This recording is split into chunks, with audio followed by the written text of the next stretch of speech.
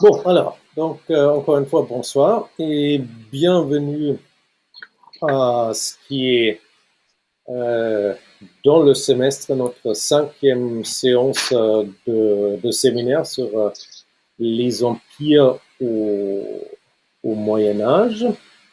Donc, cela nous fait entrer dans la deuxième partie, en fait, de nos débats avec la discussion du développement de l'Empire romain à partir du VIe siècle, avec la séance aujourd'hui dédiée avant tout à la question de quel empire romain observons-nous pendant ce début du Moyen Âge. Est-ce que les facteurs les plus marquants sont la continuité? Est-ce que nous avons affaire à une restauration d'empire? Ou est-ce que nous pouvons dire aussi qu'il y a des nouvelles tendances? Donc, est-ce que nous pouvons parler d'innovation dans l'empire romain?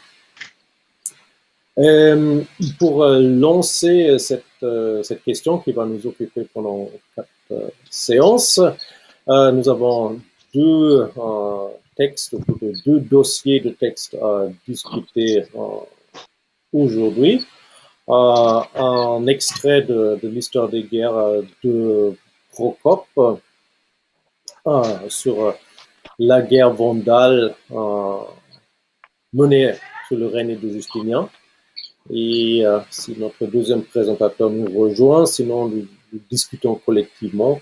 Nous avons un deuxième dossier composé d'extraits de Malalas Procope, encore une fois, et Jordanès, concernant les relations entre l'Empire romain au VIe siècle et l'Iran des Sassanides. Voilà, je pense que c'est tout ce que j'ai à dire en introduction. Si Madame Joseph est là, mais il nous manque le répondant qui est censé Mr. Brown, mais Mr. Brown n'est pas avec nous.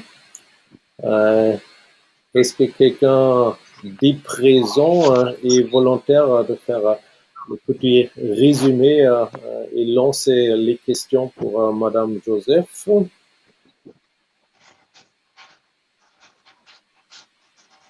Bon, comme d'habitude, il n'y a pas de volontaire, donc faut en désigner un. Peut-être Madame Jocelyn, si vous pouvez prendre quelques notes pendant la présentation et nous introduire au débat. Je vous serai, on vous serait tous très reconnaissants. OK? Bon, donc avec ça, je me tais et nous écoutons Madame Joseph sur l'histoire de la guerre vandale chez Procope. Okay.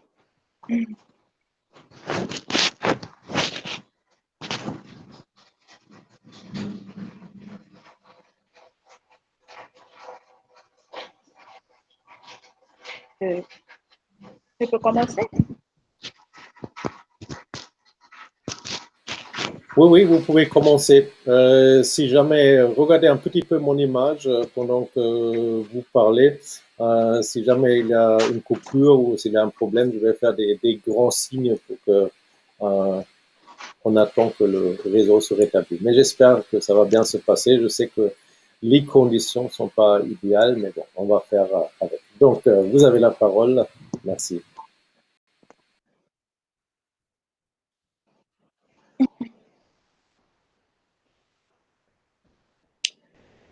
Euh, Histoire des guerres, c'est un texte écrit par Procope Zaré. Il est un auteur et historien byzantin. Comme principal historien du VIe siècle et l'un des plus importants de l'Antiquité tardive. Grâce à ses nombreux voyages à Constantinople et en plus, oui, lors des guerres à côté des générales, à cause de ça, il a trouvé des informations pour écrire ce texte à l'intention de Justinien. D'après les écrits, on pose une question. D'après les écrits de Procope, pourquoi Justinien, durant son règne, fut un conquérant, un restaurateur? Tout d'abord, pour parler de Justinien, qui est Justinien? Justinien, ou encore Justinien le Grand, né en 482 en Illyrie, est mort en 565 à Constantinople. Il est un empereur romain d'Orient qui règne de 527 jusqu'à sa mort. Justinien est l'une des principales figures de l'Antiquité tardive. Justinien parvient du pouvoir grâce à l'action de son oncle et empereur Justin Ier, dont il est l'un des principaux conseillers avant de devenir son successeur.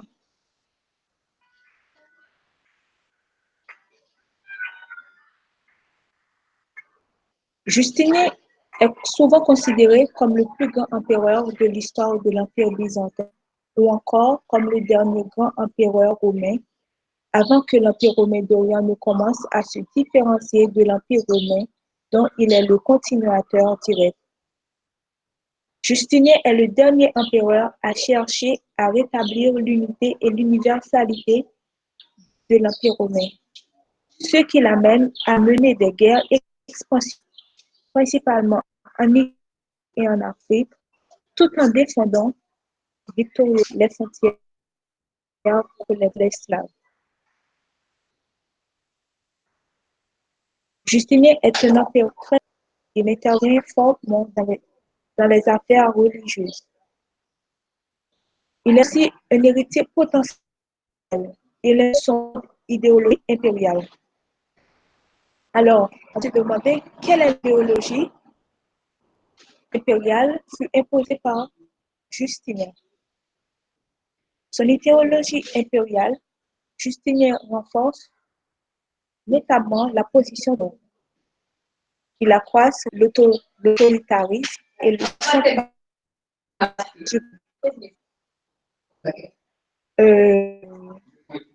La vision de Justinien de la position de l'empereur s'incarne dans ces sites.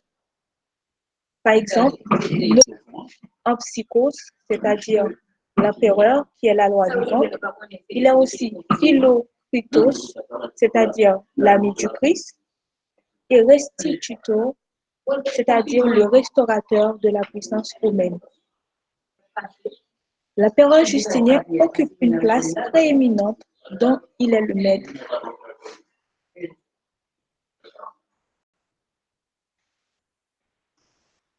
Justinien, il n'a pas seulement imposé son idéologie impériale, mais il est aussi un conquérant.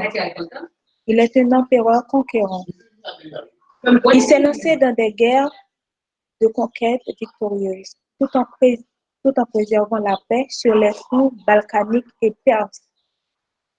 En revanche, à partir de 1540, l'Empire byzantin est confronté à plusieurs défis de nature diverse qui menacent les acquis de la décennie précédente.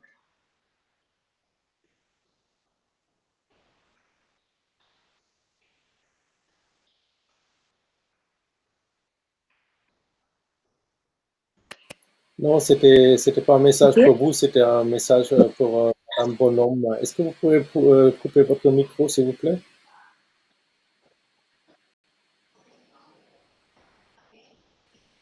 Merci.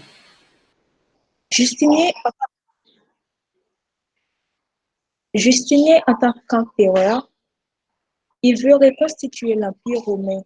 Telle est l'ambition, c'est-à-dire c'était son ambition de reconstituer l'Empire romain. Pour mener nier son ambition territoriale et ses guerres, Justinien comprend qu'il doit avoir une puissante armée bien commandée et des finances abondantes. C'est la raison pour laquelle il rassemble dans un code appelé Code Justinien l'ensemble des lois romaines qui devront être appliquées dans tout l'Empire.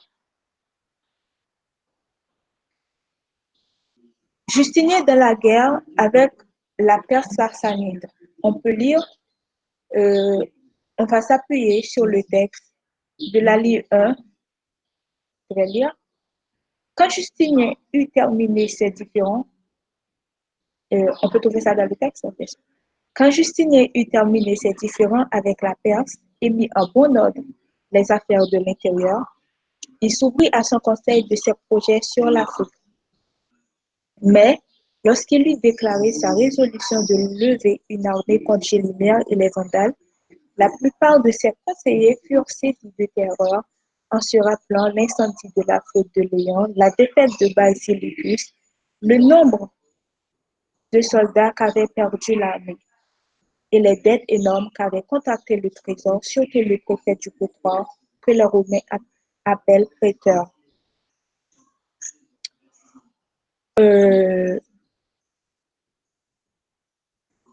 Pour expliquer ça, on peut dire que depuis la fondation de l'Empire romain d'Orient, l'Empire sassanide a été était représenté comme principal rival à l'Est. Justinien affermi sur son trône, s'y a pris d'or une paix éternelle avec le roi perse avant de tenter de réaliser son grand rêve qui fut la reconquête de l'Occident. Malgré cet accord de paix, en 1530, il a envahi la Perse avec une armée de 40 000 hommes. Ce fut une guerre longue avec de nombreuses tentatives de réconciliation. Justinien remporte la victoire en 1531 sur les Perses qui perdent 8 000 de ses soldats. Justinien fut un conquérant. Il a continué en 1540 les hostilités reprennent sur le front oriental de l'Empire. Justinien est alors engagé dans la reconquête de l'Italie et dans la pacification de l'Afrique. Ensuite, en 541, les Sassanides envahirent et détruisent la ville d'Antioche. On peut dire que c'est un règlement de compte. Les Sassanides qui a été envahi par Justinien, mettons, en 1541, les Sassanides détruisent la ville d'Antioche, qui est une ville phare de la chrétienté orientale. Et la destruction de cette ville fut un choc pour Justinien et pour l'Empire, car Justinien il avait mis en œuvre d'importants moyens pour la construire. Et cette ville a été euh, une ville remarquante pour Justinien. Et, et les Sassanides la détruisent. Justinien n'est pas seulement un conquéreur, il est aussi un empereur attentif et raisonnable. En appuyant sur le texte, je ne sais pas quel livre, le texte, Jean de Cappadoce prit la parole et après avoir protesté à l'empereur qu'il était entièrement soumis à ses volontés, il lui dit, Basileus, la familiarité dont vous avez la bonté de nous honorer nous donne la confiance de faire et de dire beaucoup de choses pour l'intérêt de votre État. Quoique nous prévoyons, bien qu'elles ne vous seront pas agréables, vous savez si bien tempérer votre pouvoir par votre justice que vous ne croyez pas que ceux qui sont prêts à vous obéir en toutes sortes de rencontres soient les plus affectionnés à votre service. Vous pesez nos paroles et nos actions avec une si parfaite équité que vous nous permettez de combattre vos sentiments et de résister à ces volontés. En continuant, plus bas, euh, il a dit que, mais si cette victoire est entre les mains de Dieu, et si l'expérience du passé nous oblige d'appréhender toujours le succès des armes, pourquoi ne pas préférer le repos au péril? Enfin, la victoire ne vous apporterait pas un grand avantage et une défaite serait la ruine entière de votre empire si florissant et si superbe. Il faut délibérer mûrement avant que d'entreprendre les affaires.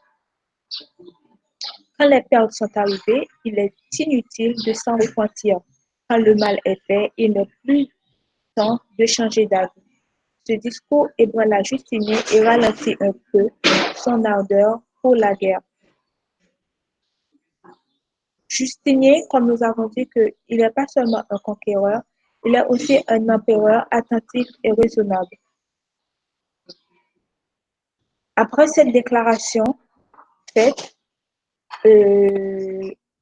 aux responsables, Justinien voulait rassembler une armée contre les Vandales et Gélimère.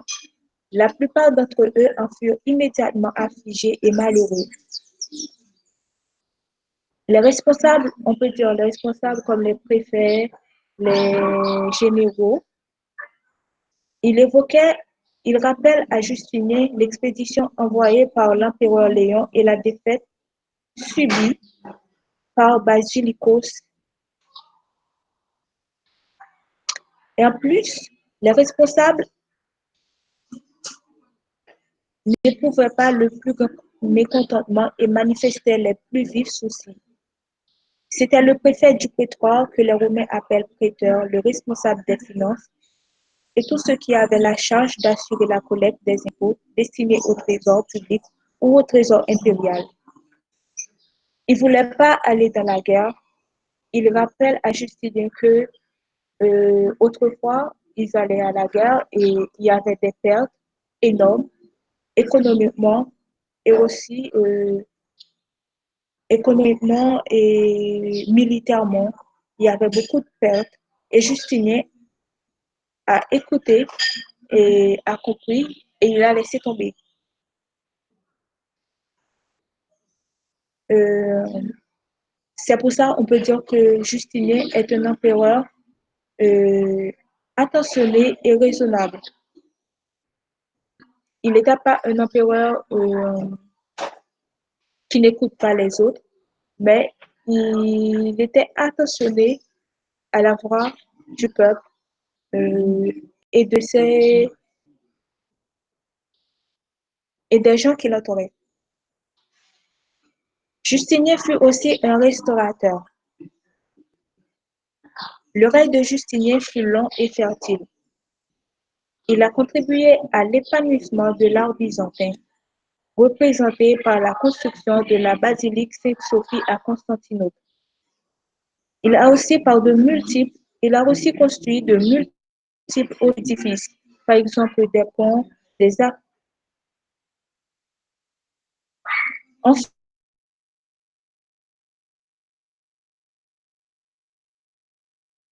le règne de Justinien se croit ces tâches dont il a su s'entourer et qui lui ont permis de concrétiser ses ambitions, à l'image de sa femme l'impératrice Laura, de ses généraux dont Bélisaire, qui est le plus célèbre, du juriste Tribunien ou du préfet du prétoire Jean de Cappadoce. Justinien récupère beaucoup d'anciennes provinces. Il uniformise le droit romain grâce au code justinien. Il élimine les derniers vestiges du paganisme pour redonner du pouvoir au christianisme. Son règne connaît aussi un renouveau des lettres et des arts. Justinien est aussi un empereur chrétien, un empereur qui croit à la parole divine. On va appuyer sur le texte à travers à travers le paragraphe 3 qui dit: Mais alors un évêque arriva de l'Orient et dit qu'il avait une communication importante à faire à l'empereur.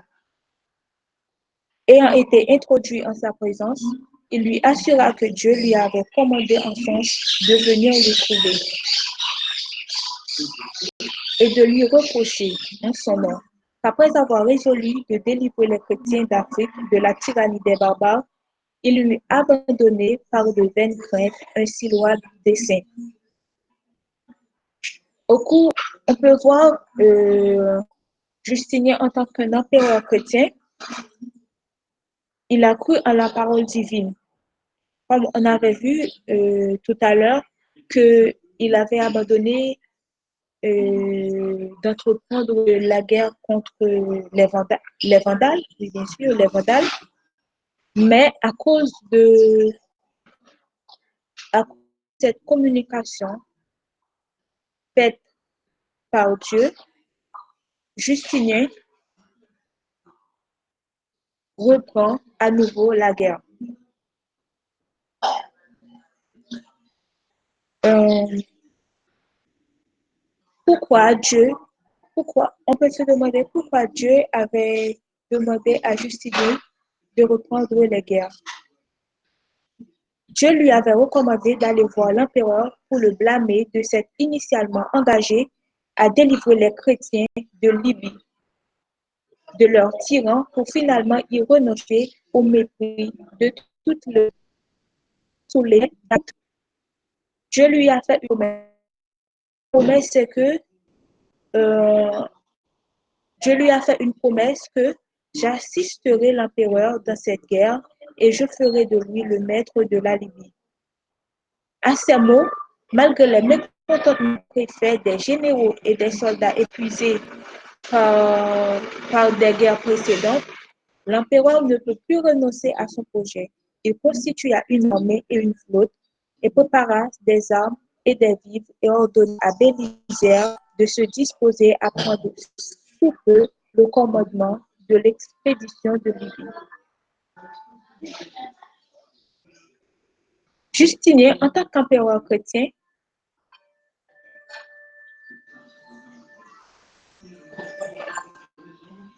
Justinien, en tant qu'empereur chrétien, a réalisé des constructions de nombreuses églises pour montrer qu'il est un empereur qui croit à la divinité.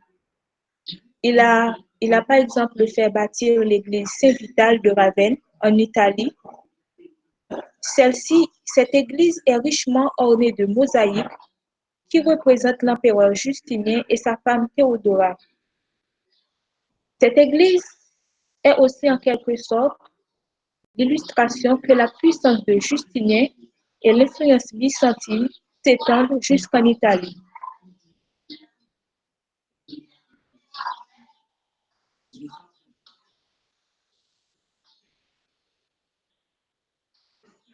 Justinien, le lieutenant de Dieu, il envoie des évêques et des moines pour répandre le christianisme chez les païens.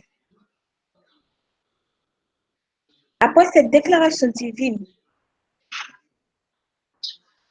euh, après cette déclaration divine faite en faveur de la guerre, Justinien rentre dans la reconquête de l'Afrique du Nord.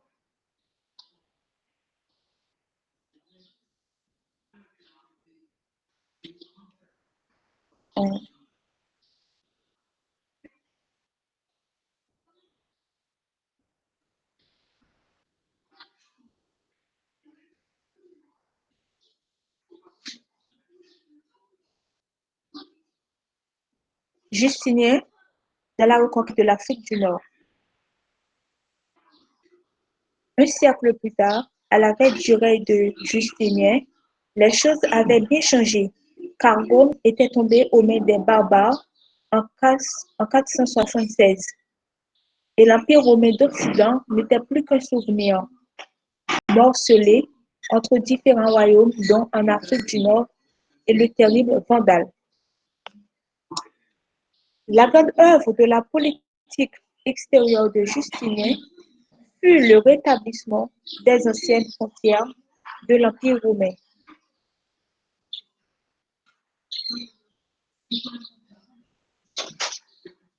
Pour cela, il conduit des campagnes militaires expansionnistes sur sur les anciennes terres romaines et l'Afrique du Nord dominée depuis plus d'un siècle par les Vandales.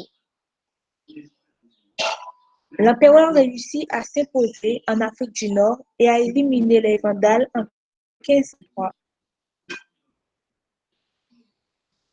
Il quitta l'Afrique au cours de l'été 1534, accompagné de Gélimer et de nombreux prisonniers vandales et le trésor royal des Vandales.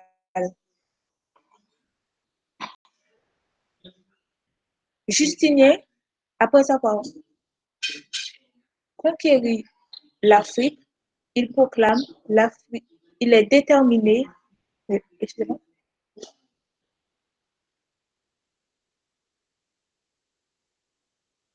l'Afrique requise.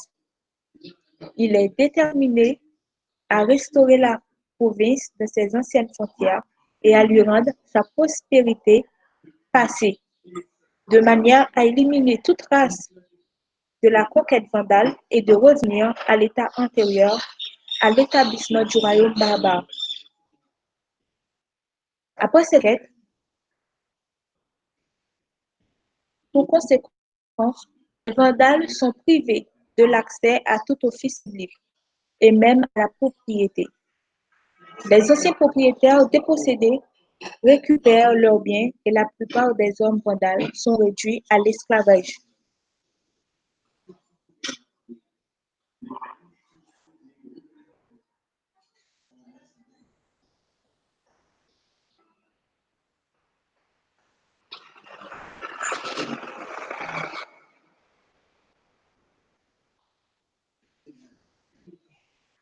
Et on peut dire que derrière toutes ces conquêtes de Justinien se cache un homme très généreux, car après toutes ces conquêtes, Justinien rentre à Constantinople en tant qu'un empereur généreux. Bélisaire reçoit en retour un triomphe digne des grands généraux romains d'antan, accompagné de prisonniers vitals dont Gélimer.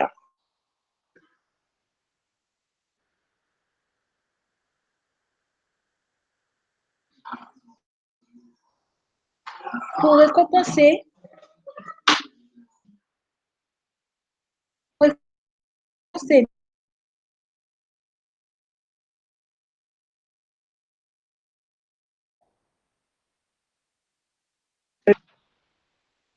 qui a, qui a fait un si beau travail, Bélisaire fut le premier à être célébré à Constantinople depuis sa fondation.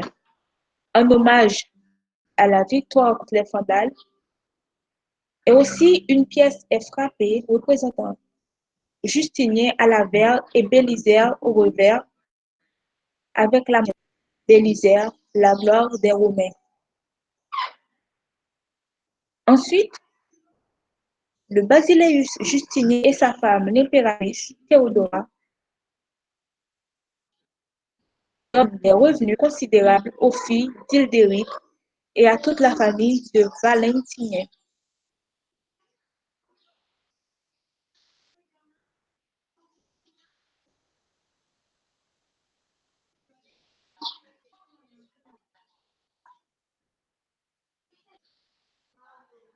Ils donnèrent à Gélimer de beaux domaines en Galatie. Justinien a aussi élevé Bélisaire au consulat et en lui d'honneur le seul triomphe fut célébré selon les anciens usages des Romains. Il fut porté au Sénat dans la chaise curule sur les épaules des prisonniers et pendant sa marche, il distribua au peuple les dépouilles des Vandales. En somme, pour finir,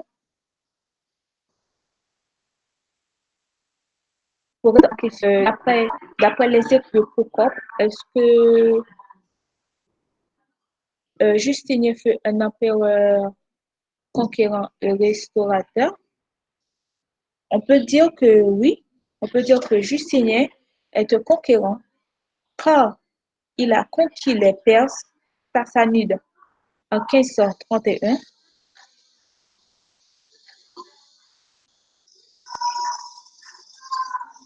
Il a aussi réussi à s'imposer en Afrique du Nord et à éliminer les Vandales en 1533. Il a aussi sauvé Constantinople de l'attaque des des unes en 1559. Justinien fut un restaurateur, car il a fait construire la basilique Sainte-Sophie à Constantinople. Ce bâtiment gigantesque et somptueux est caractéristique de l'architecture byzantine et devait pour Justinien être la plus belle de toutes les églises connues à l'époque.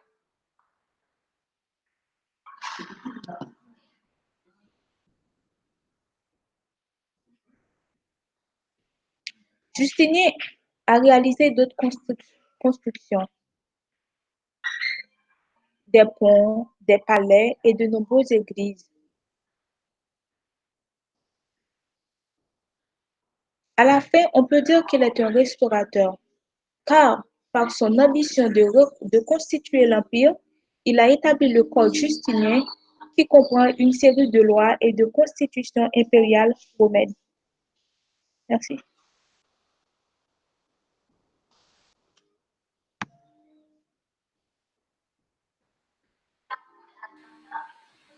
Bon, merci pour cette présentation assez complète.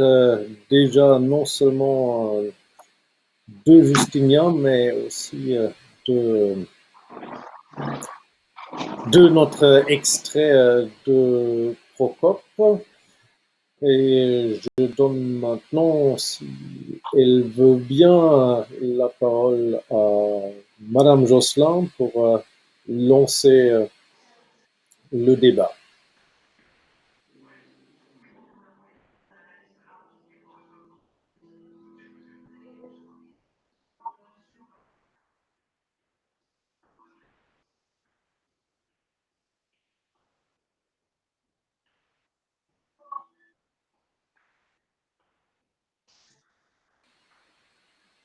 Madame Josselin?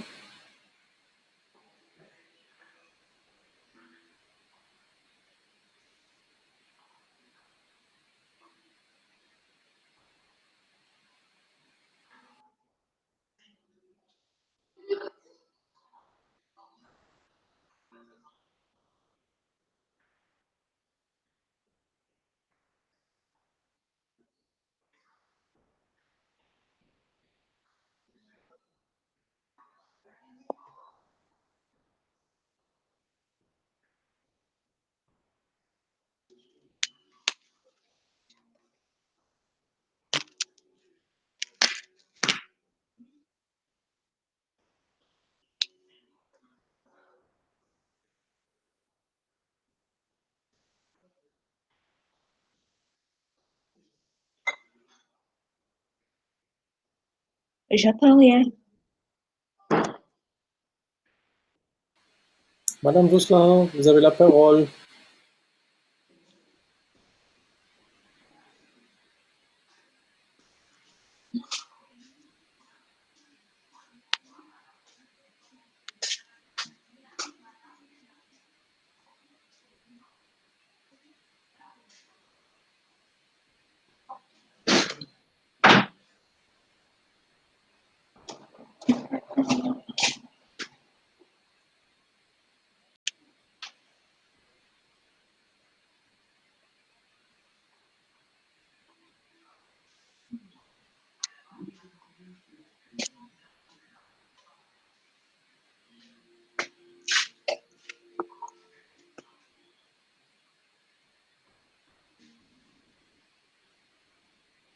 Hello.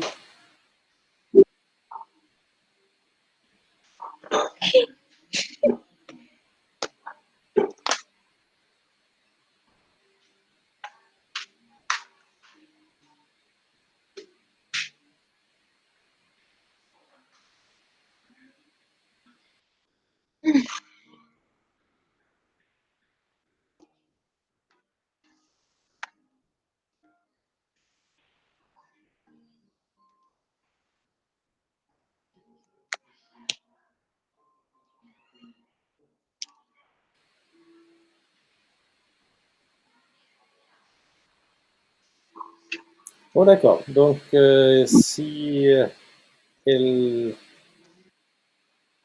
ne veut pas ou ne peut pas, Je vais moi commencer avec les questions. Vous avez beaucoup insisté sur l'idée que malgré le projet de renforcer l'autorité de l'empereur par Justinien, Justinien et je ne sais pas qu'est-ce que vous avez utilisé comme terme exactement. Vous avez parlé d'un empereur raisonnable, quelqu'un qui est prudent et qui écoute.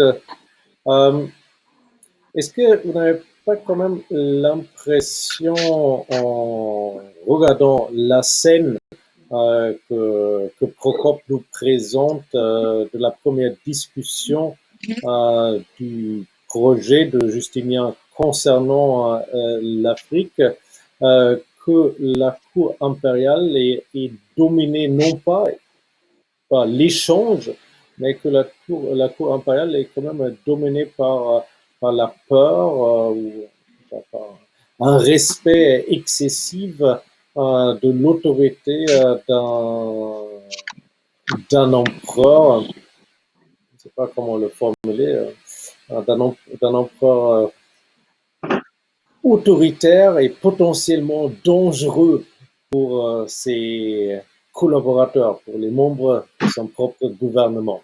Est-ce que vous ne voyez pas éventuellement un petit soupçon de crainte à Constantinople? Comment Justinien pourrait-il réagir si on s'exprime avec un avis qui est contraire à ses projets?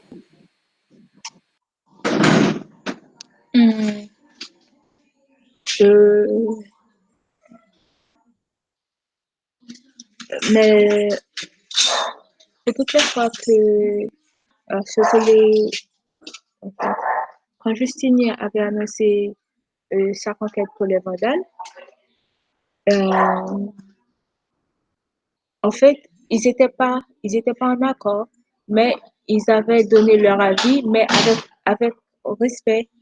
Ils respectaient Justinien. Ils avaient donné les raisons pourquoi, mais ils n'avaient pas imposé leur projet comme ça. Mais,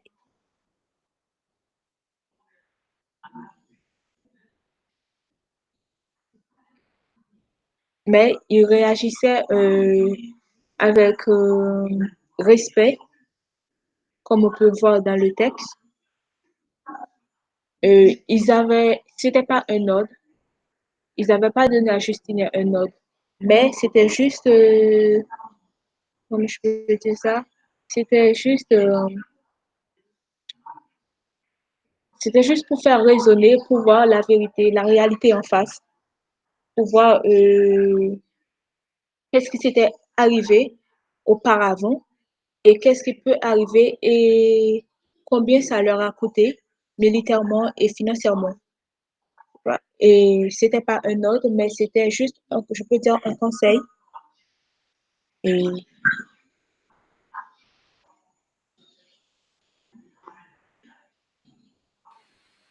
Bon, d'accord. Donc, voilà, votre idée, c'est l'équilibre entre l'autorité de l'empereur et l'ouverture au conseil. Je ne sais pas si je suis entièrement d'accord avec vous, pensant surtout euh, au, à la fin du premier paragraphe du chapitre 10, quand Procope dit quand même, donc, quand le Cappadoce prend la parole, il ose ouvrir la bouche pour dire quelque chose, quand les autres se bornaient à déplorer en silence le malheur des temps. Donc, je sais pas, là, quand même, moi, j'ai l'impression un peu que l'aspect de l'autorité impériale, de la domination absolue de la cour est quand même présent ici dans le texte. Parce que bon, le conseil est composé de beaucoup de membres. Il y a un seul, le plus important, qui ose, donc voilà, ça c'est quand même ce que Procope précise, qui ose prendre la parole dans un sens qui est contraire à ce que les autres pensent et la volonté impériale. Vous avez raison. Finalement, voilà, Justinien décide de suivre le conseil de ses conseillers, Jean de Cappadoce, mais je n'ai pas entièrement l'impression, comme la chose est exprimée ici, que c'est vraiment une sorte de gouvernement pseudo-démocratique où tout le monde fait sa contribution librement, dit tout ce qu'il veut, et à la fin, l'empereur décide. C'est quand même, c'est pas un gouvernement où la volonté impériale est absolue et où même ce que les conseillers pensent et la volonté de l'empereur est respectée.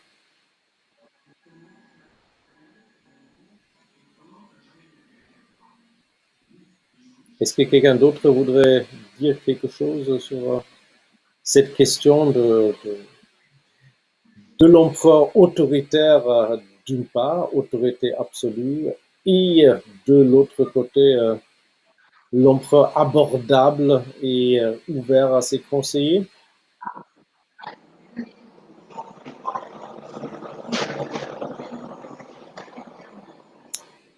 Apparemment non. Ok. Une autre chose sur laquelle vous avez beaucoup insisté, c'est le christianisme de Oui. Justinien, bien sûr. Mhm. Euh, la décision, d'après Procope, d'après vous, de faire la guerre contre les Vandales est prise après l'arrivée de l'évêque qui lui raconte son rêve où Dieu a commandé voilà, le Oui. renversement du royaume arien des Vandales. Um, bon, est-ce que,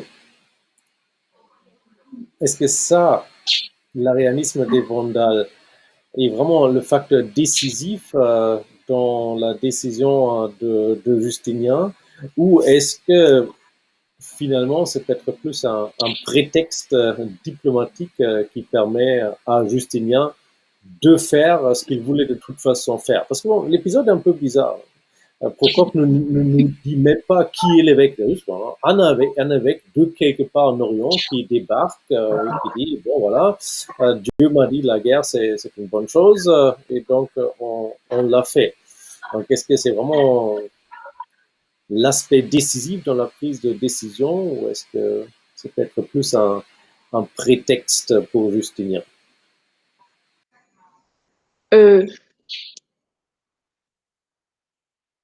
bon, j'étais pas là, mais comme le texte a dit, en fait, je m'appuie sur le texte euh, par rapport à ce que le texte dit, et que Justinien, c'est après, en fait, il avait l'intention de faire la guerre, mais c'est après, c'est après l'intervention de l'évêque, euh, il a, il a mis en place toutes les armes et les soldats. Il attaqua les Vandales.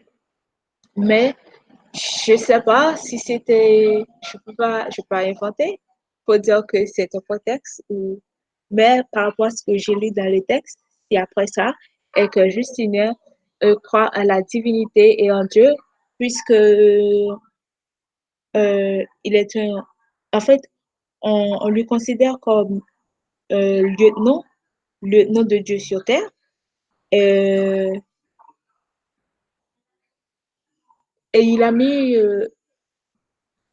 en avant les principes religieux.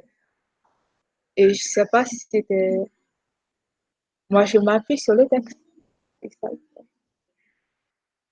Bon, peut-être aussi c'est pour faire la politique, vu que c'est c'est un politicien, un homme d'État, un empereur.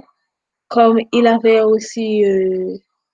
l'ambition de conquérir, ouais, c'était l'une de ses ambitions, de conquérir les territoires perdus auparavant. Euh, Peut-être qu'il a fait ça aussi pour avoir une bonne raison de conquérir et d'avoir ce qu'il voulait. D'accord. Bon, merci. Je ne sais pas si vous avez vu dans les commentaires écrits, et il y a des questions. L'une des questions qui nous vient de Madame Mina Berospi et c'est quoi la base, pour revenir sur ça, c'était dans votre introduction, c'est quoi la base de l'idéologie de Justinien? Mm. Euh, c'était en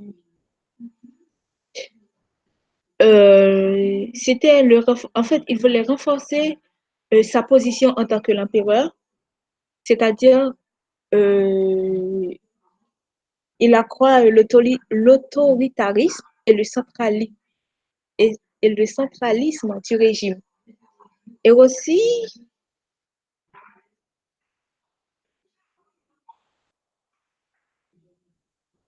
son idéologie impériale aussi, c'est s'incarne dans ses titres, par exemple nomos en psychos, qui veut dire l'empereur, qui est la loi vivante, c'est-à-dire qu'il est le représentant de Dieu, il a tout le pouvoir. Et aussi, son idéologie s'incarne aussi dans Philo-Christos, c'est-à-dire l'ami du Christ, c'est-à-dire qu'il est un empereur chrétien. Et il voulait mettre en avant et convertir. Excusez-moi. Allume la lumière pour moi, s'il te plaît. Non, c'est là. Demande pour moi. Oui. Euh, L'ami du Christ, c'est-à-dire un empereur chrétien. Et aussi, son idéologie, c'est de restitutor, c'est-à-dire le restaurateur de la puissance romaine. C'est sa plus grande idéologie, c'est de restaurer la puissance romaine.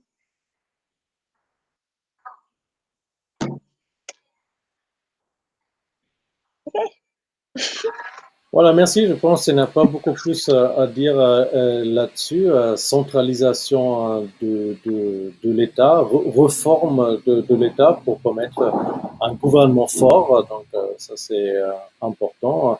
Restauration de la puissance de l'Empire dans le sens territorial. Et effectivement, l'accent est mis sur le concept qui n'est plus nouveau, mais qui prend un nouveau départ avec Justinien d'un empire chrétien. Il y a aussi dans les commentaires une question de Madame Josselin de dire un peu plus sur Bélisaire qui voilà, est montré dans cet extrait de Procope comme triomphateur à deux reprises, un premier triomphe et un deuxième triomphe accordé lors de son consulat. Et ce que Madame Josselin demande, pourquoi ensuite il a été disgracié par le couple impérial. Je suppose que la question porte sur la question pourquoi d'une part il y a tellement d'estime pour Bélisaire et pourquoi cette estime ne dure pas. OK. Euh, euh, je peux dire, j'avais fait une lecture. Pourquoi? C'est que, si je me rappelle bien, c'était que Bélisaire, hum,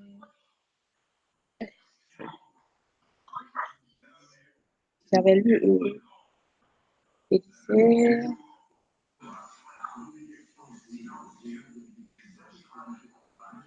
Ok, pourquoi? C'est parce que je peux pas détailler, mais je peux donner un avis simple. Euh, c'est parce que Bélisaire, hum, il a, il a trahi la confiance de Justinien au cours de ses conquêtes. Je me rappelle pas quoi, en fait, qu'est-ce qu'il avait fait réellement, mais il avait trompé la confiance de Justinien Je me rappelle pas. Qu'est-ce qu'il avait fait réellement? Désolée. Je pense là, vous faites référence à l'épisode de Ravenne que quand euh, les Ostrogoths veulent pas se soumettre à Justinien, mais ils proposent de se soumettre à Bélisaire si Bélisaire accepte la recréation d'un empereur d'Occident, donc lui comme empereur d'Occident. Effectivement, Bélisaire accepte cette proposition et cela lui permet de rentrer à Ravenne. En réalité, après, il est loyal, il dit, bah non, non, j'ai juste accepté le titre d'empereur pour éviter une bataille longue et difficile. Merci pour votre soumission, hein, c'est fait.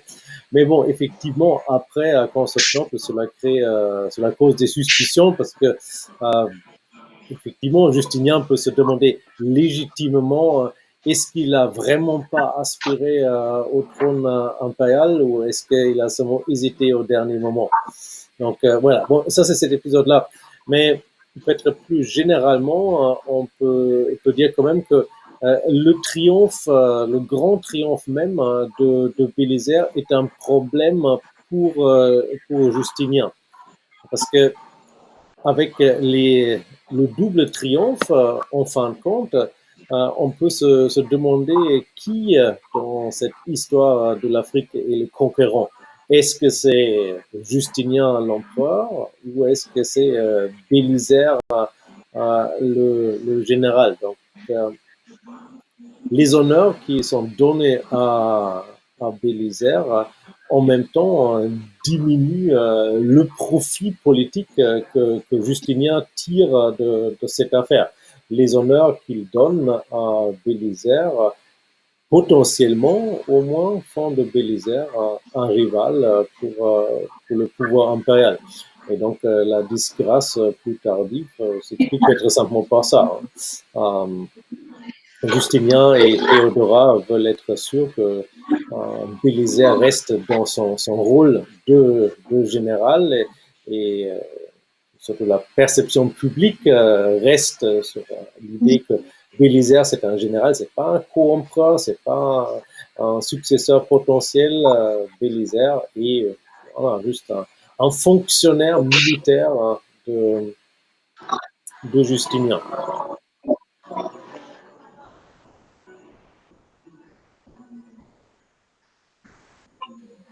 J'avais une autre question sur un passage du texte que finalement vous n'avez pas exploité.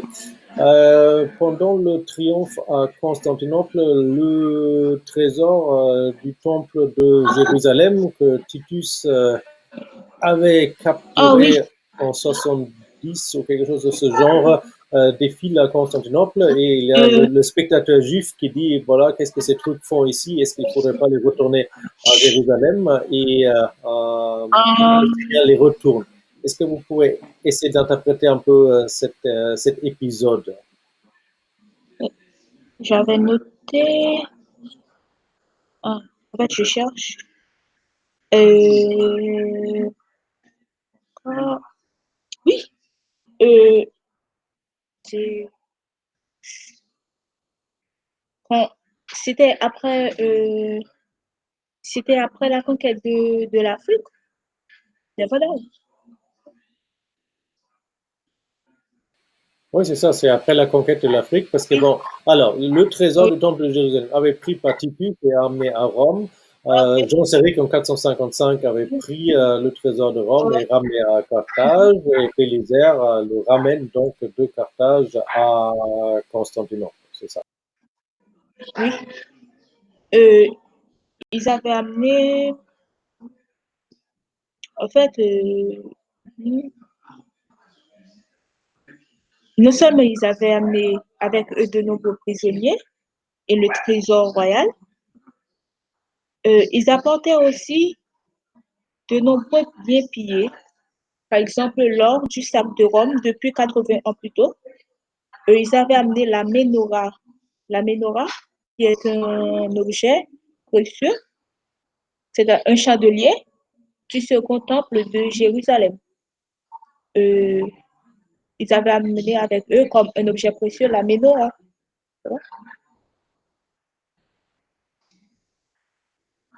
Et pourquoi Justinien renvoie ces trésors juifs à Jérusalem?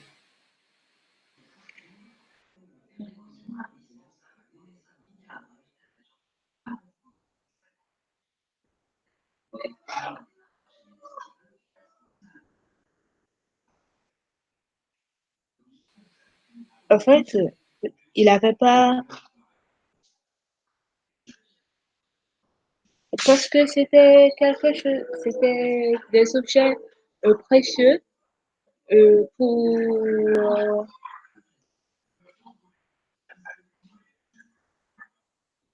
des objets.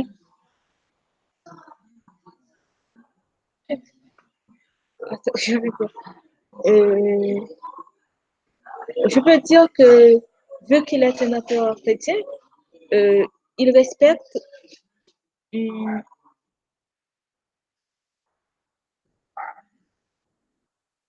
il respecte, je sais pas, je sais pas vraiment une explication. Justement, l'épisode est un peu problématique parce que Justinien, comme vous l'avez souligné, est un empereur très chrétien et une Oui, partie du renforcement du caractère chrétien de l'Empire, c'est la législation anti-juif. Et pourtant, ici, oui, on a l'impression qu'il est sensible à la demande du spectateur juif qui voit le trésor défiler à Constantinople et qui dit, voilà, c'est le trésor de Salomon, ça devrait retourner à Jérusalem. Justinien suit cette argumentation quand on lui rapporte ces paroles et retourne les objets au, bon, voilà, il les retourne dans les églises de Jérusalem. Il les retourne en fait pas aux Juifs, mais il les retourne aux églises de Jérusalem. Donc, on aurait pu interpréter cette scène selon vos propos de christianisation de l'Empire. Le trésor du temple de Salomon, symboliquement, est baptisé et christianisé par Justinien, qui le transfère, après le long périple que le trésor a fait, du temple juif de Salomon aux églises chrétiennes de Jérusalem. Donc, symboliquement, ici, nous avons un autre exemple de christianisation et renforcement du christianisme dans l'Empire.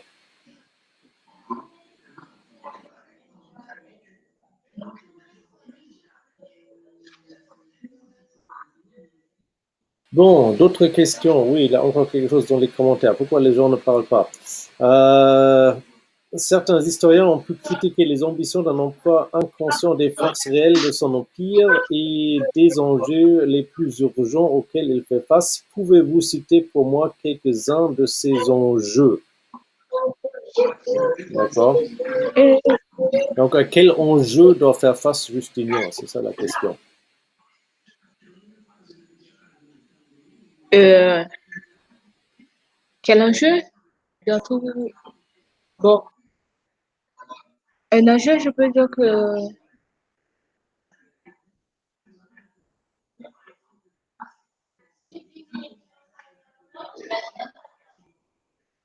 hum, un enjeu, je peux considérer que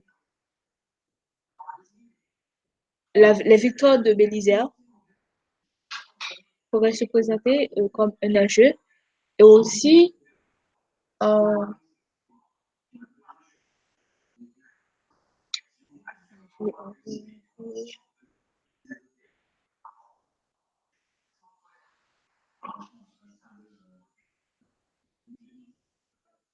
euh, un La autre question enjeu, c'est autrement, est-ce que vous pouvez contextualiser un peu les campagnes de Bélisère? Qu'est-ce qui se passe en même temps dans l'Empire romain? Qu'est-ce qui est important pour Justinien à part la reconquête de l'Afrique et la reconquête de l'Italie?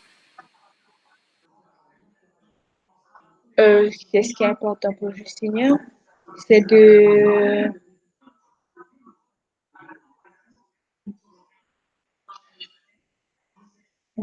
reconstruire,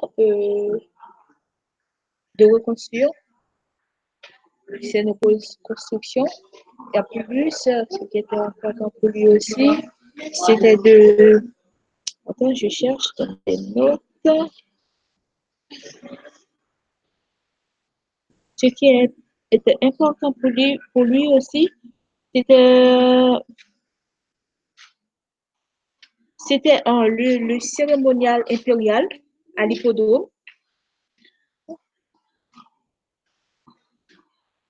Oui.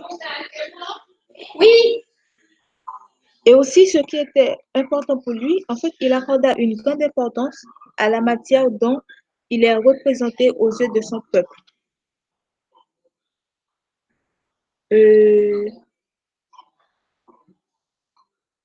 Ce qui était important aussi, c'était la sacralité chrétienne. Ça a été omniprésente dans l'imagerie impériale. Et aussi, oui,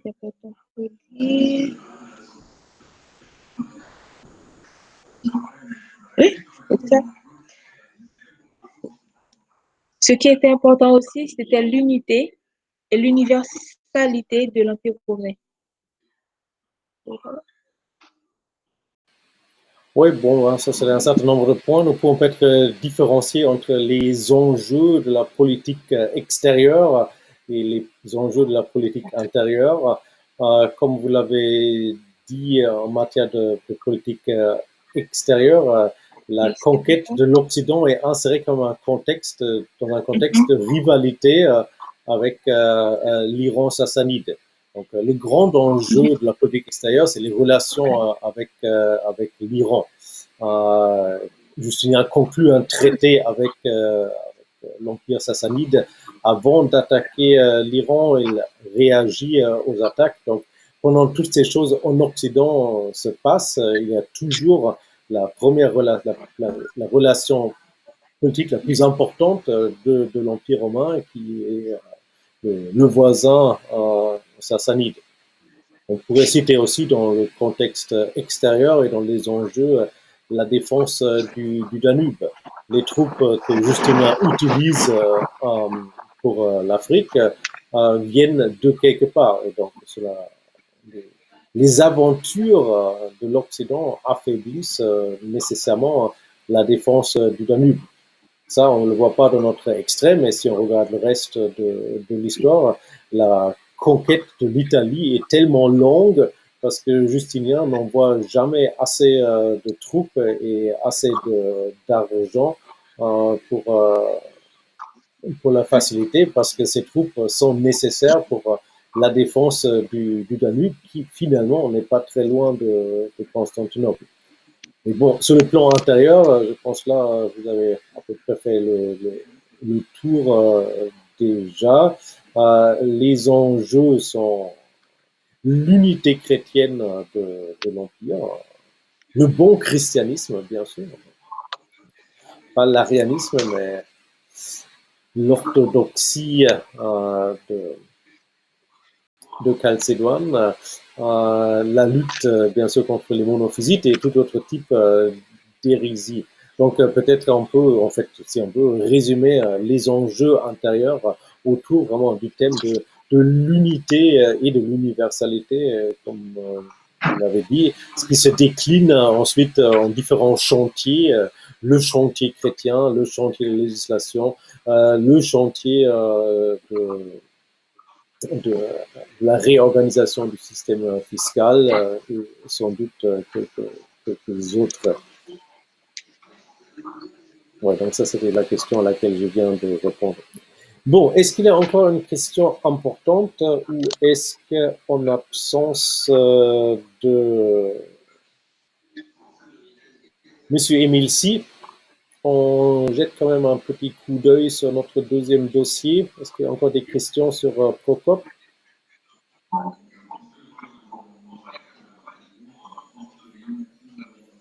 J'entends rien, donc je remercie notre présentatrice et je vous invite de rester avec moi encore 3 quarts d'heure pour regarder ensemble le dossier sur justement les relations avec les Sassanides.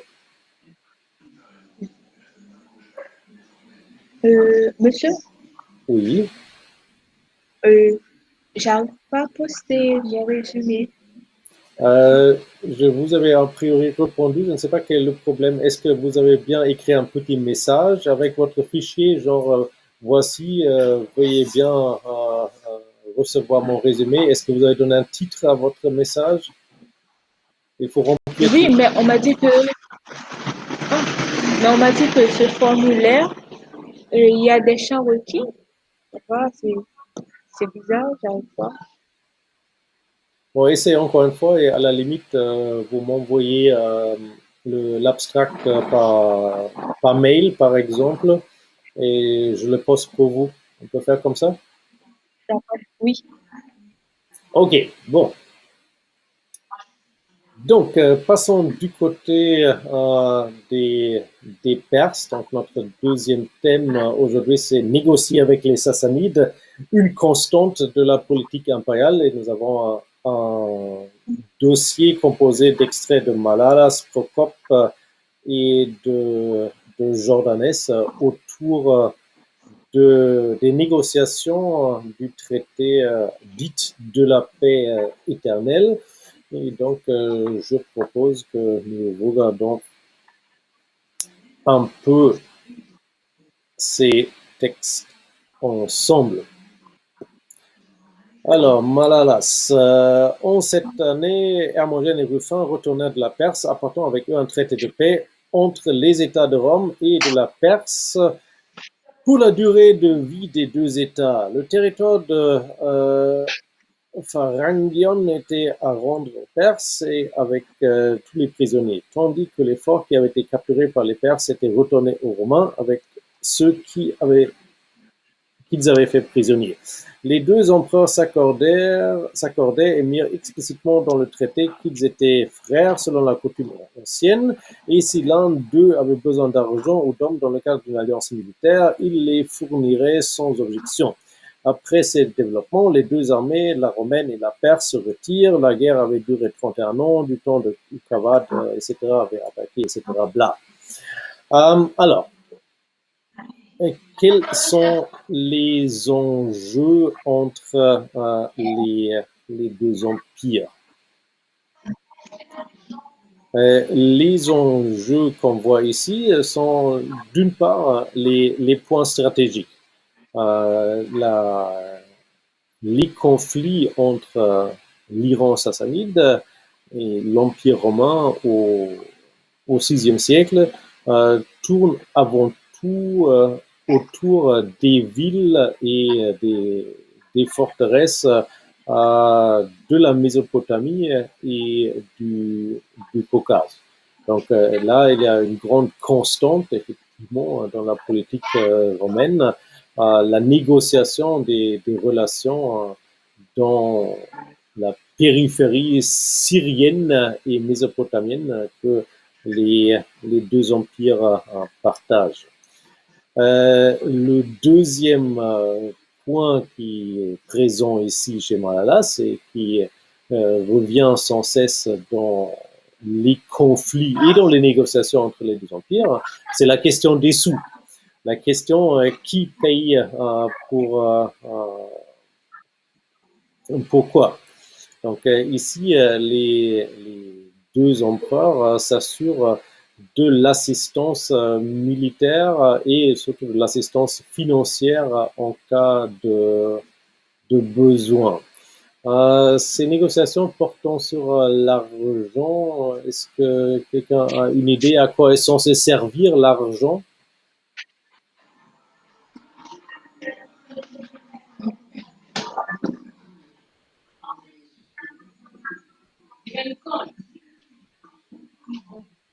Non, pas de proposition. L'argent sur lequel les deux empires se disputent est l'argent nécessaire pour la défense des cols du Caucase. Parce que les deux empires sont menacés par l'arrivée à travers le Caucase de deux peuples de l'Asie, les Huns, comme ils ont génériquement appelé en particulier, et donc la défense du Caucase, la fermeture des portes du Caucase et dans l'entrée des deux empires. Et la question, c'est qui paye pour cela. Les deux empires en profitent. Les envahisseurs de l'Asie ne passent pas le Caucase et donc, d'une certaine façon, il serait juste si les deux empires collectivement payent l'argent nécessaire et fournissent les troupes nécessaires. Donc là aussi, voilà, nous avons une deuxième constante des relations entre l'Iran et Rome, la défense militaire et le financement de cette défense du Caucase. Donc voilà, deux points à retenir dans ce premier extrait de la chronographie de Malalas. La question stratégique des villes et des forts en Mésopotamie. Amida est particulièrement mentionné. C'est autour d'Amida que la dernière guerre avait commencé. Cavad avait pris Amida. Le traité retourne Amida aux Romains. Et bon, une série d'autres forts allant en fait de la Mésopotamie jusqu'au Caucase. Donc la négociation de cette périphérie entre les deux empires. Et deuxièmement, l'autre constante, c'est les entrées communs des deux empires. Et le principal entrée commun, c'est la défense contre des incursions venant de l'Asie. Et le même sujet, donc des négociations autour du traité dit de la paix éternelle, et aussi traité par Procope dans le deuxième petit texte. Donc regardons-le. Ruffin, Alexandre et Thomas, qui étaient de l'ambassade avec Hermogène, allèrent trouver Khosrow sur le bord du Tigre. Aussitôt qu'il les vit, il rendit les otages. Ces ambassadeurs usèrent de flatteries indignes de leur rang pour adoucir Khosrow et pour obtenir de lui la paix. Khosrow, par cette stratégie, devint conciliant et consentit de conclure une paix avec eux qui serait sans fin. Il stipula qu'on lui paierait 110 centenaria d'or, que le commandement des troupes en Mésopotamie ne serait plus présent à Dara, mais serait stationné à Constantine. Comme cela avait été habituel autrefois, qu'il retiendrait l'effort qu'il avait pris dans la Lazique, donc la nation dans le Caucase, bien que les Romains lui restituassent ceux de Pharangion et de Bologne. Donc là, nous sommes en Arménie, en fait. Le Septennat pèse son livre, etc. Bla, donc là, Procope nous explique que c'est beaucoup de pognon que Procope veut.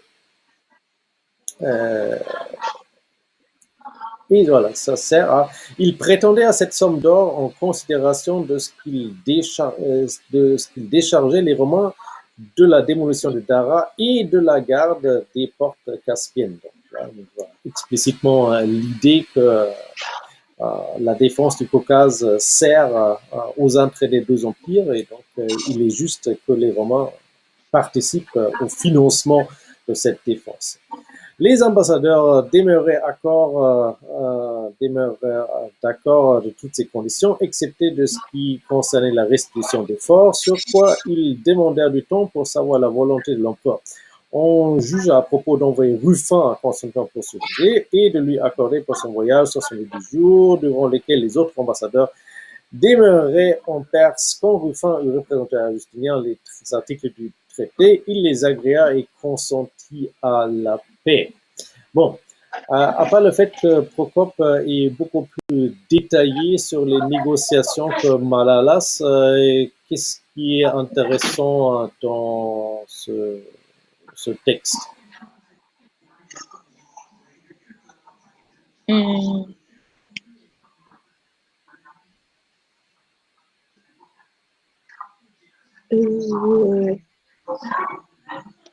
Quoi? Euh,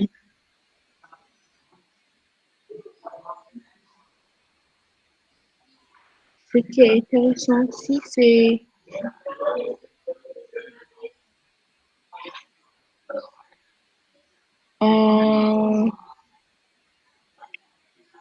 euh, avant tout ça, c'est une fin. Ok, ami de. Si, en fait, dans une partie, ils avaient parlé de la proskynése, la pros, oh, je cherche. Oui, ça c'est dans la deuxième partie que je n'avais pas encore lu. Oui, Oui, donc les ambassadeurs euh, montrent beaucoup de oui, respect pour Khosrow. Ouais. oui. Euh,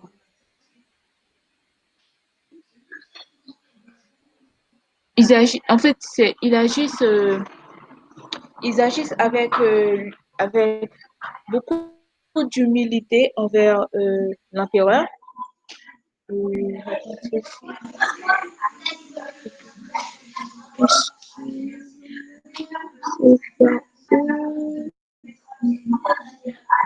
C'est aussi la partie où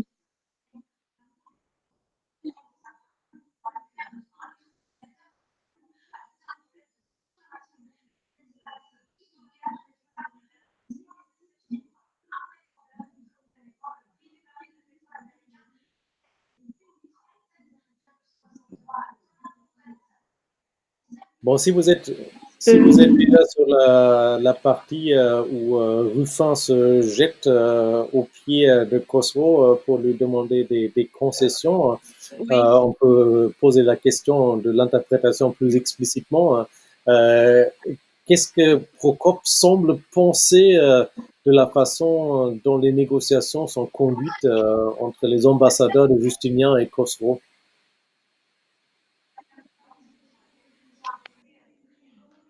euh, c'est c'est c'est le paragraphe 3.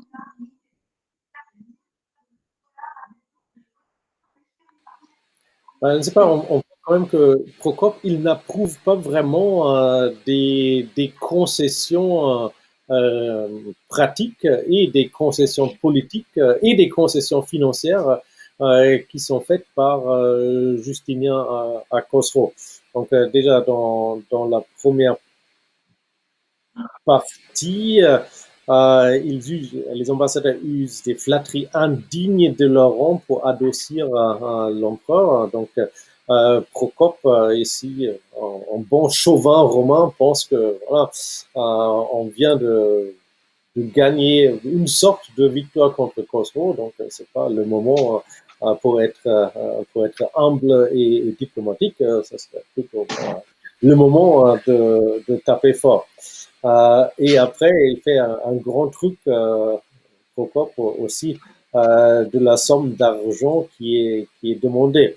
Au lieu de nous dire de combien d'argent il s'agit, il fait tout ce topo sur les 110 centénariats qui nécessitent après qu'il nous donne une explication combien c'est un centénarium, 100 livres d'or, etc. Donc, on voit bien qu'il n'approuve pas du paiement qui est demandé par, par Kosovo. Donc, nous avons apparemment un décalage entre les relations pratiques entre les deux empires, que nous avons déjà observé chez Malas. Donc, c'est très concret, c'est très pragmatique. Hein. Qui contrôle quoi dans la périphérie des deux empires et qui défend et paye pour la défense des intérêts communs. Procope, manifestement, ne voit pas les choses comme ça. Pour Procope, tout est une question de prestige. quel empereur est plus grand, quel empire est plus grand. Et d'après lui, il ne faudrait pas faire des concessions à l'empire barbare de l'Iran, ni à l'empereur barbare de cet empire. Et donc, cela, on voit encore mieux dans paragraphe 9, donc la suite du texte. Dans le même temps, il se répandit un faux bruit en Perse que l'empereur Justinien avait été fâché et avait fait mourir Ruffin. Khosrow, étant extrêmement irrité, fit aussitôt marcher son armée contre les Romains. Mais enfin, pour dissiper ce bruit, Ruffin vint au devant de lui et le rencontre auprès de Nisibis, où ils allèrent ensemble et où les autres ambassadeurs arrivèrent bientôt après avec l'argent qui avait été promis. Cependant, Justinien se repentit d'avoir accordé la restitution des forts de la Lazique et manda ses ambassadeurs qui n'y consentissent pas. Khosrow s'en mit en grande colère et ne voulait plus entendre parler de paix, et Ruffin se mit à penser qu'en faisant venir l'argent en Perse, il avait été présomptueux et peu prudent. Pour sauver l'argent, il se jeta à ses pieds et le supplia de permettre de le remporter et de différer au moins pour quelque temps la déclaration de la guerre. Khosrow le releva et lui accorda toutes ses demandes. Les ambassadeurs retournèrent ensuite à Dara avec l'argent et l'armée des Perses se retira. Donc, ici, on voit, bon, voilà, quelque chose que nous n'avons pas encore discuté, donc c'est peut-être le moment pour le dire. Nous voyons que les relations entre les deux empires, malgré la continuité des enjeux, étaient une relation très, très fragile. Khosrow pense que ces demandes n'ont pas été acceptées à cause d'une rumeur, et tout de suite, il décide de reprendre les hostilités. De façon assez similaire. Le Justinien, qui en réalité avait dit oui, qu'il était d'accord avec les clauses du traité, au dernier moment, il dit oui, non, mais bon, l'effort de l'Asie, je les garde plutôt, il ne faut pas les restituer. Donc, on voit que même si les enjeux sont toujours les mêmes entre les deux empires, aussi bien Justinien et Khosrow sont prêts à prendre des risques, le risque étant de prolonger la guerre chaude entre les deux empires. Mais retournons sur la question de l'image et du prestige. Quand Procope nous dit, dans le paragraphe 12, Khosrow s'en mit en grande colère, ne voulait plus entendre parler de paix, et Ruffin se mit à penser qu'en faisant venir l'argent en Perse, il avait été présomptueux et peu prudent.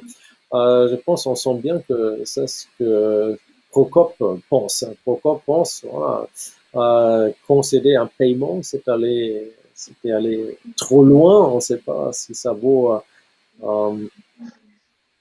le coup. Bon, à la fin, tout se passe bien et le traité est conclu, mais l'opinion publique à Constantinople, si nous prenons Procope comme représentant de cette opinion publique, n'est pas derrière une politique de conciliation avec les Sassanides. Bon, continuons dans le texte. La loyauté de Ruffin fut suspecte à ses collègues qui le dénonçaient à Justinien. Et là, encore une fois, moi, j'ai l'impression que pour Procope aussi, la loyauté de Ruffin est suspecte. Bon. La facilité avec laquelle il avait obtenu de Khosrow tout ce qu'il avait désiré était l'unique fondement de leur défiance. Or, ses soupçons ne lui firent pas de mal. Au contraire, il fut renvoyé bientôt après avec Hermogène à la cour de Khosrow et la paix ne tarda guère à être conclue. En voici les conditions. Bon, les conditions dans quelques instants. Ici, on voit encore une fois la fragilité des relations. Même au sein de l'ambassade romaine, il n'y a pas d'unité. Les ambassadeurs se suspectent les uns les autres de travailler peut-être en réalité pour Khosrow et d'être prêts à concéder des conditions trop favorables aux Sassanides. Donc la réalité des relations qui pour nous est si facile à percevoir, les deux empires doivent coopérer. Cette réalité n'est pas du tout évidente pour les contemporains, pas seulement pour les amateurs de la diplomatie comme Procope, mais même pour les professionnels de la diplomatie, donc les ambassadeurs effectivement envoyés chez Khosrow, qui pensent aussi qu'il y a des avantages à avoir. Il faut toujours se méfier de l'autre côté. Bon, donc malgré cette fragilité des relations et malgré les suspicions permanentes qui marquent les relations entre les deux empires, le traité est conclu et donc on voici les conditions. Que tout l'effort qui avait été pris durant la guerre soit rendu de la part et d'autres, que la ville de Dara ne sera plus la demeure du commandement militaire, et que les Ibériens auraient la liberté de sortir de Constantinople ou d'y demeurer. Donc, les Ibériens, un autre de ce mini-État du Caucase. Quelques-uns y demeurèrent et d'autres aimèrent mieux retourner sur leur terre ancestrale. Ainsi, la paix dite éternelle fut conclue en la 6e année du règne de Justinien. Les Romains rendirent aux Perses les forts de Pharangion et de Bologne, leur comptèrent les sommes d'argent dont ils étaient convenus et reçurent d'eux les villes fortes de la Lazique. Il se fit aussi l'échange de Dagaris contre un autre excellent homme. Ce fut ce Dagaris qui défit depuis les Huns en plusieurs rencontres et qui les chassa de l'Empire, car il était très habile dans la guerre. Telle fut la conclusion de la paix entre Justinien et Khosrow. Rien de vraiment nouveau que... Moi aussi, quand même, pas beaucoup de choses nouvelles à découvrir dans cette dernière partie de Procope. Les termes du traité montrent bien les enjeux des relations entre les deux empires, l'argent et les villes fortifiées. Généralement, la question du positionnement stratégique en Mésopotamie. Les Sassanides ne veulent pas avoir le commandement romain à Dara, à 2 pas de la porte. Ils le veulent un peu reculer. Donc, il y a peut-être un peu voir ici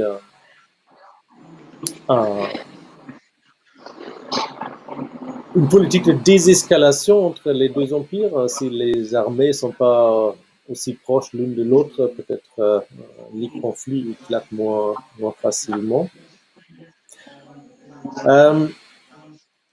Il y a donc l'argent et les enjeux stratégiques en Mésopotamie. Il y a troisièmement la question du Caucase, avec la question qui paye, et avec la question qui militairement s'occupe de quoi. Les forts en Lazique servent certainement aux entrées des deux empires parce qu'ils contribuent au contrôle du Caucase.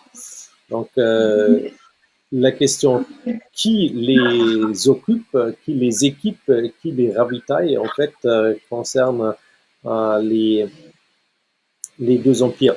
Ce qui est intéressant dans cette dernière partie du texte, en plus de ce que nous avons déjà vu, c'est la question des Ibériens.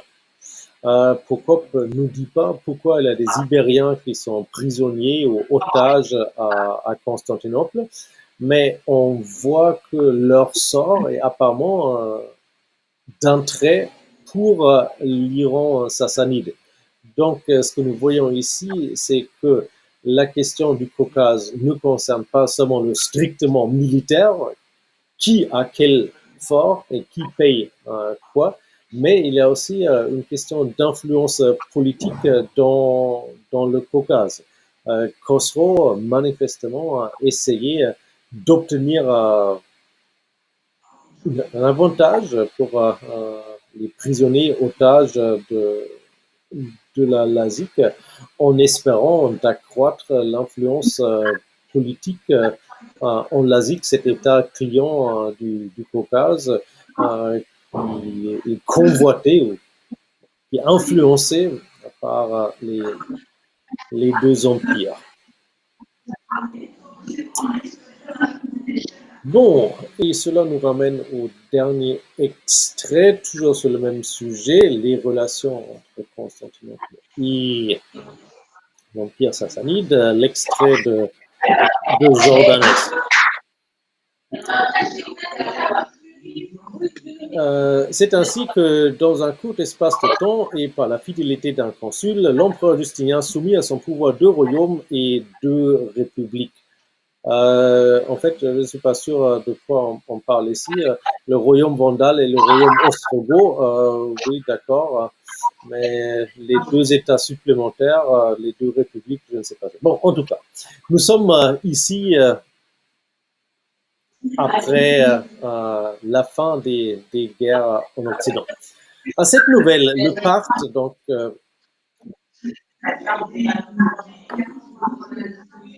excuse-moi, je ne sais pas, il y a quelqu'un qui a laissé son micro ouvert et surtout c'est quelqu'un chez qui c'est très bruyant. Est-ce que la personne concernée pourrait couper son micro? Ce serait sympa.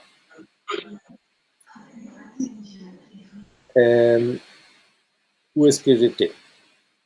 Oui, à cette nouvelle, le Parthe, brûlé des feux de l'envie, fit avancer une armée en Syrie et après avoir dévasté Kalinique, Soura et Néo-Césarée, arriva jusqu'à Antioche. Donc, le Parthe ici étant Khosrow, qui n'est pas Parthe, mais Perse, et plus spécifiquement sassanide, mais c'est pas grave. Jordanès est quelqu'un qui aime présenter la politique contemporaine avec des couleurs de l'Antiquité. Donc, les Sassanides sont redevenus des Parthes, donc peu importe ça. Donc, ce qu'on voit ici, que les succès de Justinien sont vus comme problématiques par les Sassanides. Khosrow pensant sans doute en partie avec raison que la conclusion des guerres ailleurs libérerait les ressources militaires de l'Empire romain pour se retourner contre l'Orient. Et moins concrètement, mais sans doute aussi réellement, le prestige que Justinien a gagné avec ces guerres en Occident, ces reconquêtes de provinces, est vu comme problématique par Khosrow, qui apparemment se voit dans une sorte de compétition entre empereurs qui a le plus de succès contre les barbares. Donc là, plusieurs buts marqués par Justinien, cela met idéologiquement Khosrow dans une position d'infériorité. Il ne peut pas dire, voilà, moi j'ai battu, j'ai récupéré, j'ai conquis ceci et cela. Il est dans cette compétition imaginaire entre empereurs, seulement à la deuxième place. C'est intéressant parce que ça nous dit quelque chose aussi sur le niveau d'information qu'il y a entre les deux empires. Manifestement, à Ctésiphone et au gouvernement de Khosrow, on suit les nouvelles de l'Occident et on sait qu'est-ce qui se passe dans l'Empire romain. Et probablement vice-versa. Nos sources romaines nous disent rarement qu'est-ce qui se passe à l'intérieur de l'Empire sassanide, mais si Khosrow sait ce qui se passe en Occident, il faut quand même supposer qu'à Constantinople aussi, on a un réseau d'informations qui tient l'empereur au courant de ce qui se passe dans l'Iran sassanide. Bon, donc je me suis perdu un peu. Qu'est-ce que c'était mon point? Oui, donc mon point était la rivalité non seulement entre les empires, mais la rivalité entre les empereurs. Khosrow regarde jalousement l'évolution du prestige politique de Justinien et le gain de prestige politique par Justinien est une raison pour lui de reprendre une posture militaire agressive contre l'Empire romain, lançant une nouvelle campagne à travers la Mésopotamie, pénétrant en Syrie, arrivant jusqu'à Antioche. Ok, regardons plus loin dans le texte. Quand le patrice Germanos et Justin, son fils, le consul, au retour de la province d'Afrique, ne pouvaient pas arrêter les progrès des Parthes, ils abandonnèrent la ville et se retirèrent en Cilicie. Les Parthes, trouvant Antioche évacuée par l'armée, en voyant le peuple mêlé aux soldats s'enfuir vers Séleucie, ville maritime, en descendant le cours de l'Oronte, ne le poursuivirent pas, mais pillèrent à l'envi la ville. Quant aux cités aux places voisines, ils emportèrent les unes, épargnèrent les autres en frappant sur elles des contributions. En une seule année, le Parthe s'empara de presque tous les trésors de la Coëlée-Syrie. Bon, à part le fait qu'il ne faut pas exagérer non plus la catastrophe, c'est intéressant quand même parce que cela nous montre les objectifs des Sassanides. Leur objectif ici, au VIe siècle au moins, c'est pas la conquête ou l'occupation du territoire romain. Leur objectif, c'est le butin, d'une part, et le prestige, d'autre part.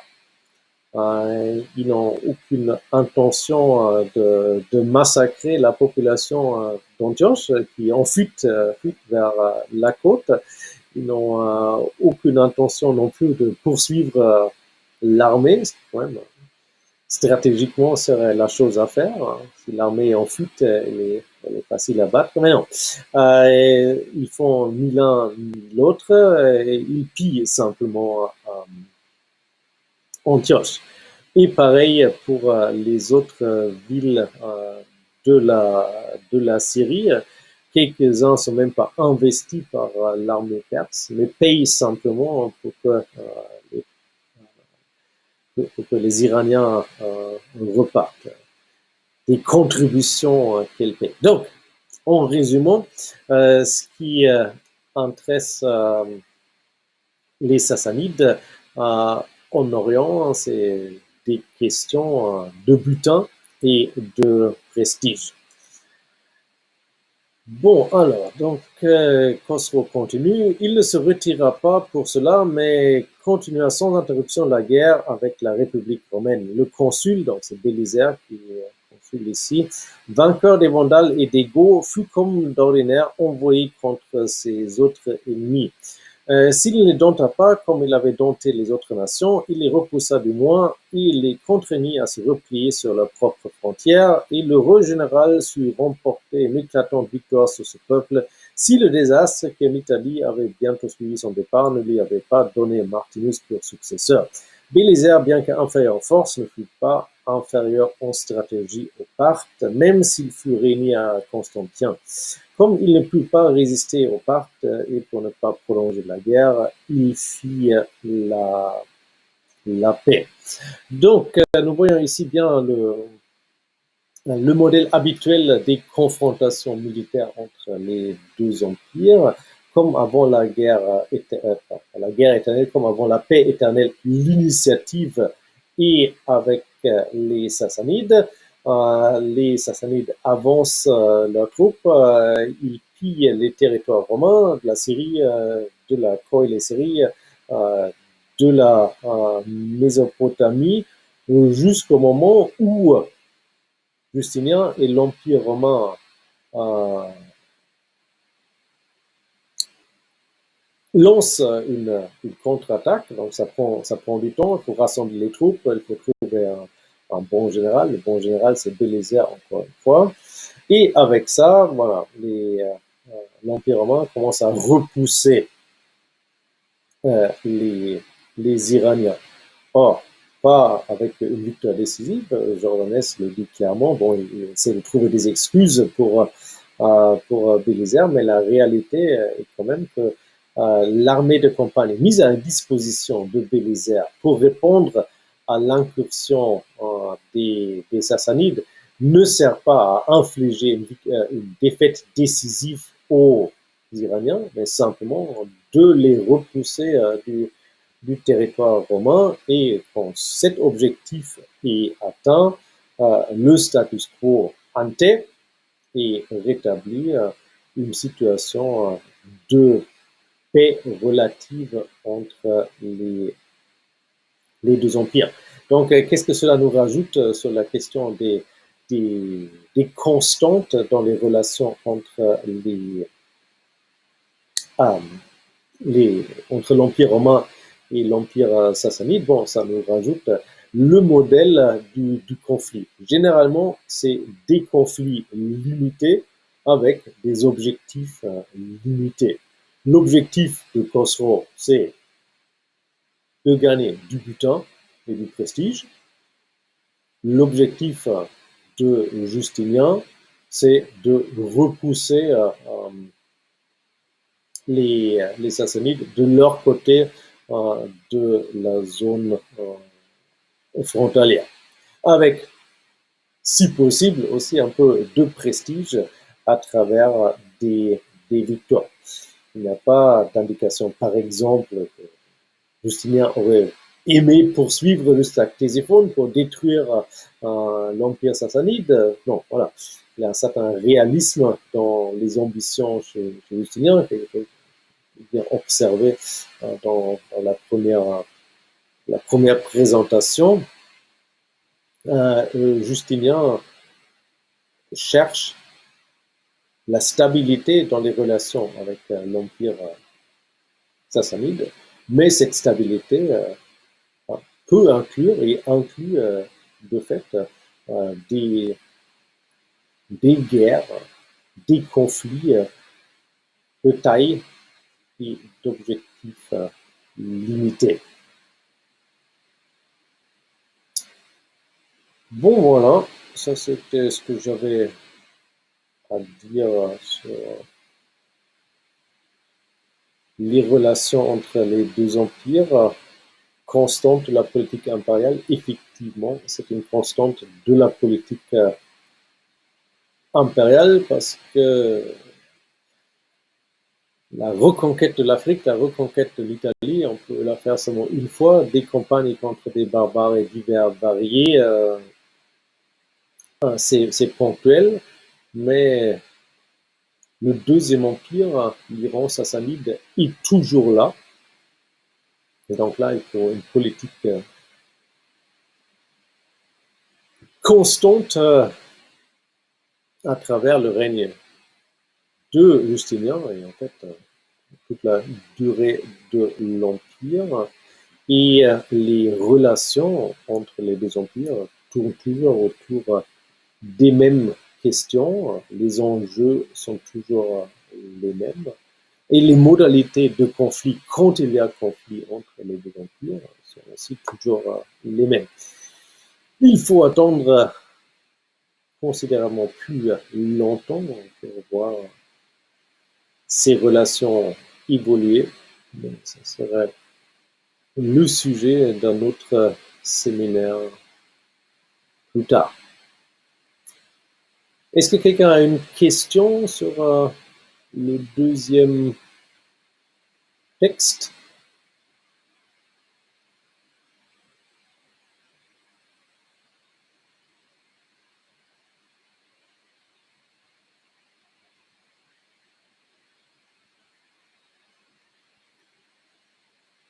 Sinon, même s'il nous reste 5 minutes de séance, je suis tout à fait prêt à vous dire bonsoir et à demain. Demain, j'espère que nous avons 2 présentations, encore une fois, sur le 6e siècle, plus particulièrement sur le centre de l'Empire au 6e siècle, sur Constantinople. Donc, je remercie encore une fois notre présentatrice, je remercie les participants et je vous donne rendez-vous dans la même salle virtuelle de séminaire demain. Bonne soirée.